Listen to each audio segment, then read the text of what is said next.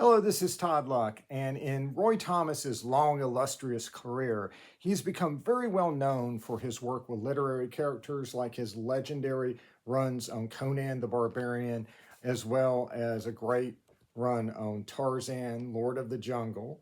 So when I reviewed Bram Stoker's Dracula, an adaptation of the Francis Ford Coppola movie from Topps Comics back in the 90s, it was no surprise that Roy knocked it out of the ballpark. And in that review, I did say that Roy did two other miniseries with Dracula in it for Topps.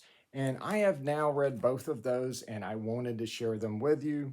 And so this is going to be a doubleheader review. We're going to be looking at Dracula, Vlad the Impaler, a 3-issue miniseries from Topps Comics from back in the 90s that looks at the real-life history of Dracula. And we're also going to look at the 3-issue miniseries Frankenstein Dracula War. That's a celebrity death match between two opponents who cannot die, both written by the incredible Roy Thomas. And by the way, the Vlad miniseries is a $3 comic from Topps that came polybag. So yes, that does mean it does come with cards, and we'll talk about that along with one of the coolest, most unexpected bonuses I've ever gotten from a comic book. Topps also had excellent value in the comic itself, giving you 26 to 28 pages an issue on the Vlad miniseries, and it's drawn by Esteban Morato, whose name I actually recognized.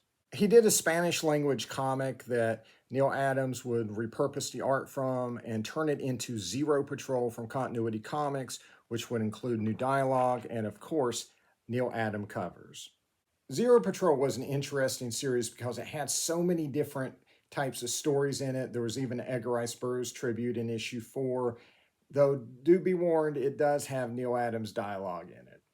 So Morato's work, which you can see on the covers and the interior, is a little looser than what I'm used to from Zero Patrol, but it's understandable with just the sheer amount of stuff that he has going on in this comic book. I mean, the cover alone is just full of detail and all kinds of horror stuff that he's just cramming in there. I mean, I didn't even notice these people impaled on the cover until yesterday, and I've looked at this a million times.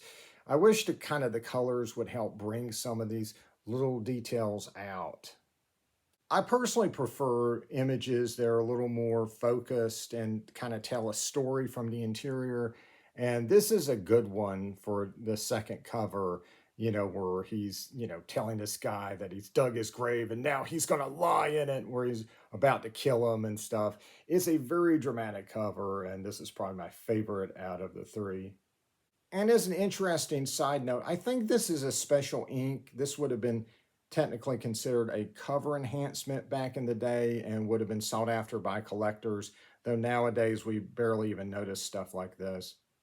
And then there's this third cover, and boy, does it really just have all kinds of stuff just crammed in here. Look at all the bats and snakes and rats, and we got armies over here and these poor people down here wondering what to do now that Dracula's bursting out of his grave. I mean, you got to admire all the work that went into these covers. And the artwork is really good on the interior as well. And it starts with this framing sequence with the Dracula from the novel, the vampire, telling you his real-life history. And Vlad the Impaler, or Vlad Dracula, was a real-life historical figure who many believe helped inspire the fictional Dracula in the novel. Outside of the vampire framing sequence, everything here is exquisitely researched history. And it's also exquisitely drawn. Again, a little looser than what I was seeing in Zero Patrol, but just look at the sheer amount of stuff he has to put in every panel. I mean, he's drawing entire armies here.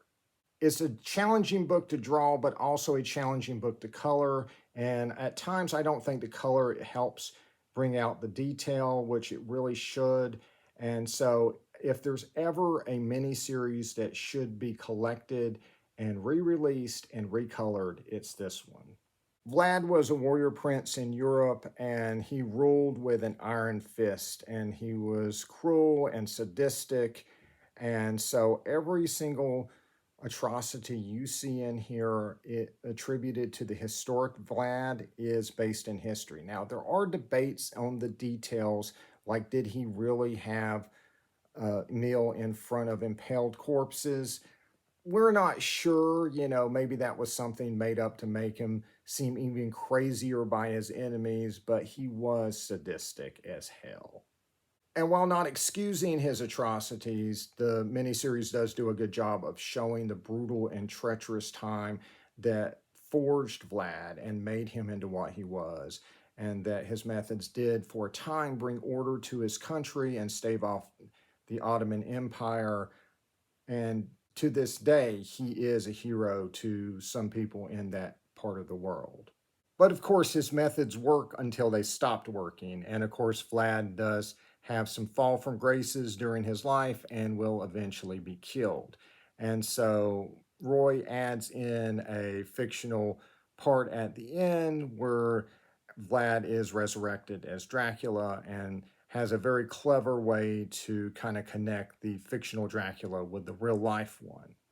Now, the interesting thing about his death is that that is another point of debate among historians, exactly how he died, where he died, what happened to his remains, where he's buried, is all a matter of debate. And I think that ambiguity lends itself to this miniseries quite well. And so, yes, this miniseries is highly recommended all by itself, but let's talk about those cards. So each issue of the miniseries has 3 cards, and so that's 3 issues with 3 cards, and so that's a 9-card set. And just to give you an idea of the talent involved, here is Vlad's Dad by Mike Mignola. We have Baby Vlad by Sam Keith.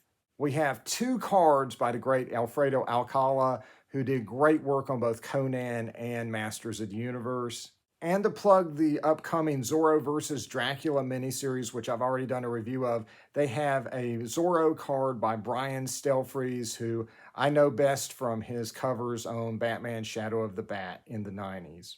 But then you flip the cards over and they all form a single image when you put them together. And so what is this, kids? It is Dracula by Jack the King Kirby and Mike Mignola. Totally unexpected. One of the coolest bonuses I've ever gotten with a comic book. Like, awesome.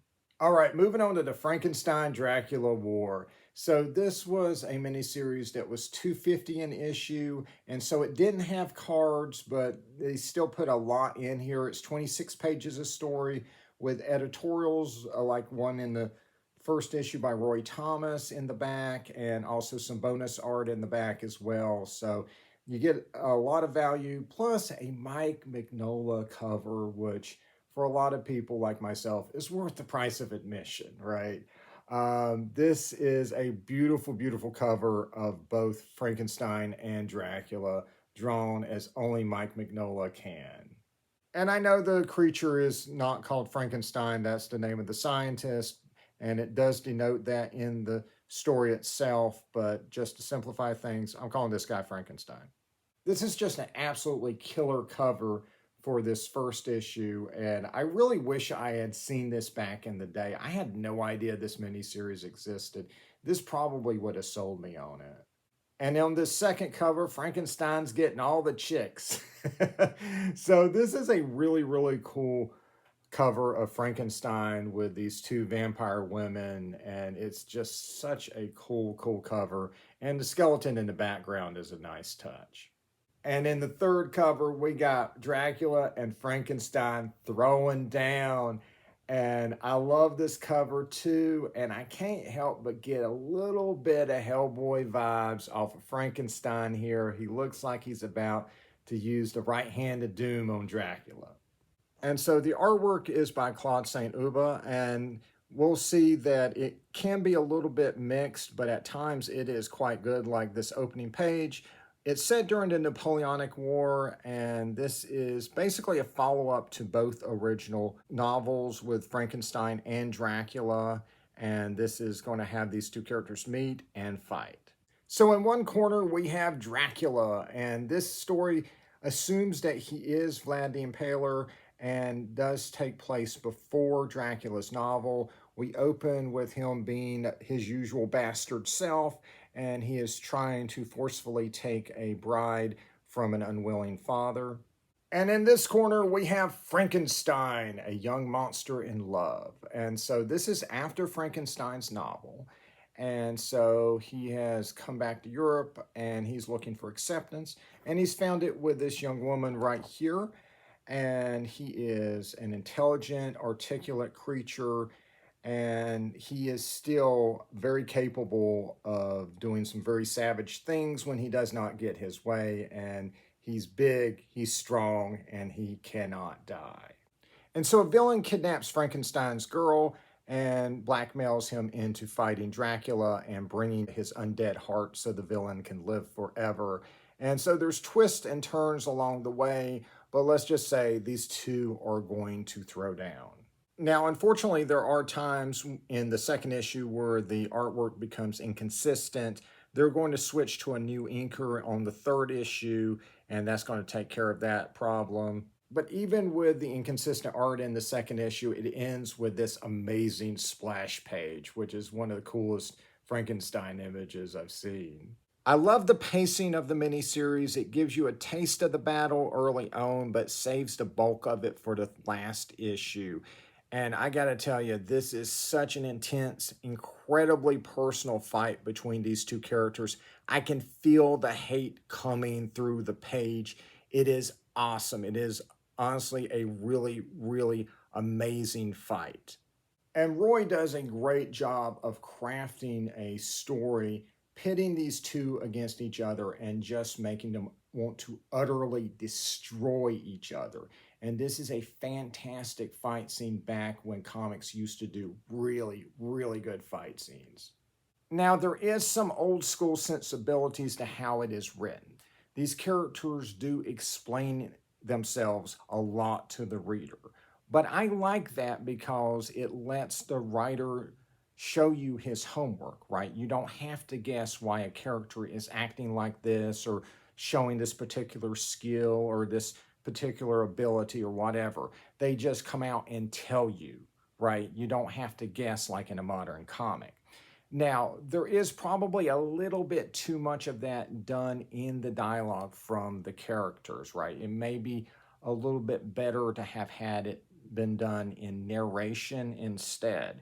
However, it is kind of cool to have Frankenstein and Dracula fighting each other while explaining to each other why one cannot defeat the other, right? They are literally having a debate about who would win in a Frankenstein-Dracula battle while they're fighting each other. And there's something just kind of cool about that. By the way, according to the essay in the back of the first issue here from Roy Thomas, he actually had an idea for another Dracula story that was never published that he pitched to Topps, and that was Dracula meeting Countess Bathory, who was a famous sadist who tortured and killed a lot of people, and she's oftentimes associated with vampire lore. She like bathed in the blood of her victims and stuff. And that would have been a really cool story for Roy to do. I'd still love to see him do it today. So very impressed with both of those miniseries. As a side note, the Vlad the Impaler miniseries was reprinted as the Dracula Chronicles with new covers. And if you want to see more Roy Thomas Frankenstein, he did write the adaptation for the Frankenstein movie in the 90s that was quite close to the novel and was absolutely excellent. But what's that, you say? You want new Roy Thomas stories? Well, at the tender young age of 83, he is still regularly writing, and so he is working on stories for the new Savage Sword of Conan magazine from Titan Comics. He's also working on the online strips on EdgarRiceBurroughs.com, and there are strips he's writing that are adapting Tarzan of the Apes and the John Carter of Mars novels, and he's also doing the strip with the New Adventures of Tarzan. I want to be like Roy Thomas when I grow up. Anyway, that's it. Like and subscribe for more videos. And until next time, see ya.